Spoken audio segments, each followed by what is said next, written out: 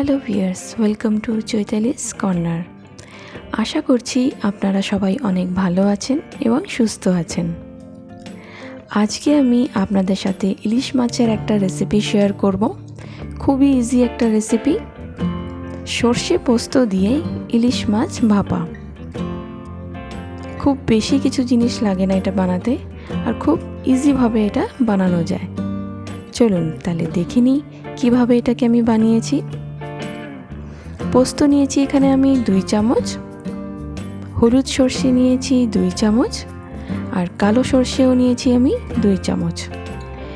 এগুলোকে আমি একটা বাটিতে ভিজিয়ে রেখেছি প্রায় 2 ঘন্টা মতো। 2 ঘন্টা হয়ে যাওয়ার পর এটাকে আমি বেটে নিয়েছি। এরপর একটা পাত্রতে আমি মাছগুলো নেব, ভালো করে ধুয়ে পরিষ্কার করে নিয়েছি। এখানে আমি 6টা পিস নিচ্ছি। এর মধ্যে দিচ্ছি আমি এখন 1 চামচ হলুদ, 1 চামচ লবণ আর 4 চামচ সর্ষে তেল। খুব ভালোভাবে এগুলোকে মাখিয়ে নিয়েছি। এবার দেব 2টো লঙ্কা। আপনারা চাইলে আরও বেশি লঙ্কাও দিতে পারেন।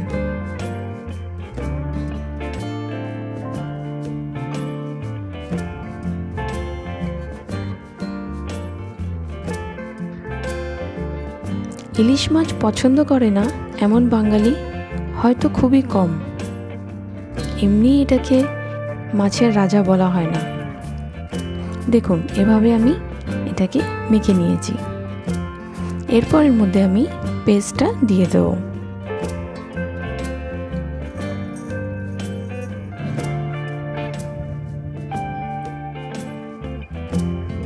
ইলিশ মাছ ভাপা এত সুস্বাদু হয় খেতে, পুরো ভাতটাই এ দিয়ে খাওয়া হয়ে যায়, আর কিছু লাগে না।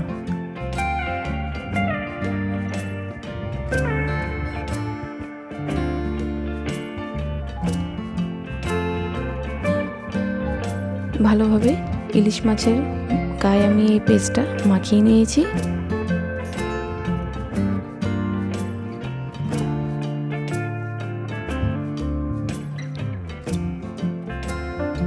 দেখুন, আর আধ ঘন্টা মতো আমি এভাবেই রেখে দেব। আধ ঘন্টা হয়ে যাওয়ার পর একটা স্টিলের টিফিন বাটি নিয়েছি, যার মধ্যে আমি মাছগুলোকে দিয়ে দেব।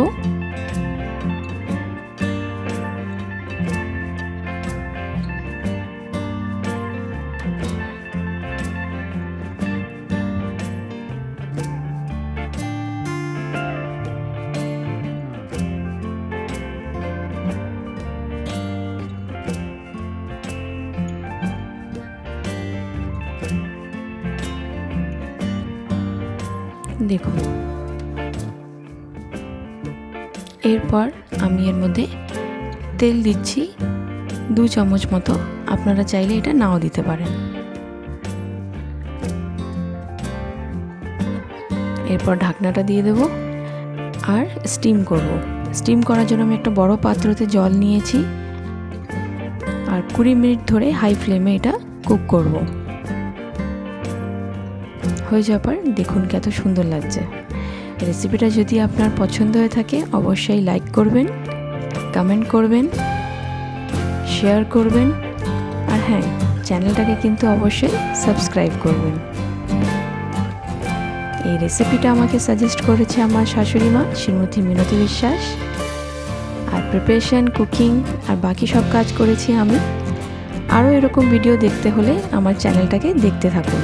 সুস্থ থাকবেন, ভালো থাকবেন, আর এই ভিডিওটা দেখার জন্য অসংখ্য ধন্যবাদ।